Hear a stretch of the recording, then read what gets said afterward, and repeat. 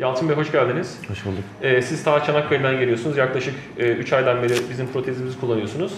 Şimdi ben böyle sizin gibi kontrole gelen hastalar olduğu zaman hemen bir protezle alakalı değerlendirmeler için yorumlar söylüyorum ki siz bunları anlatıyorsunuz.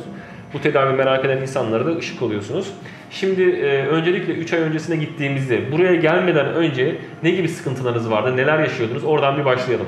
Tabii. Ağır uyku apnem vardı. Makine kullanıyordum. Her akşam makineye uyumak zorundaydım. Aşırı terleme. Her sabah kalktığımda yorgun. Ve yanımda kimse yatmak istemiyordu makineyi takmadığım zaman. Ondan sonra size geldikten sonra... Peki makinede ne gibi sıkıntılar yaşıyordunuz? Makineyle çok zor. Bir yere giderken taşıması çok büyük bir sıkıntı.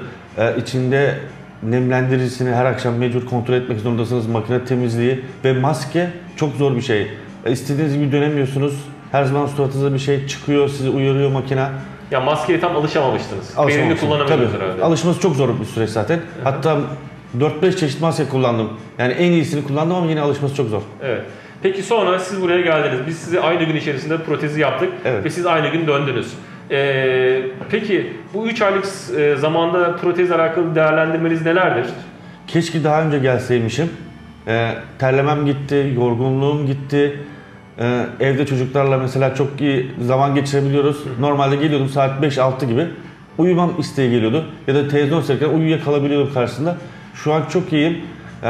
Mesela herkesin, çocuklarımın, eşim, herkesle beraber artık uyuyabiliyorum.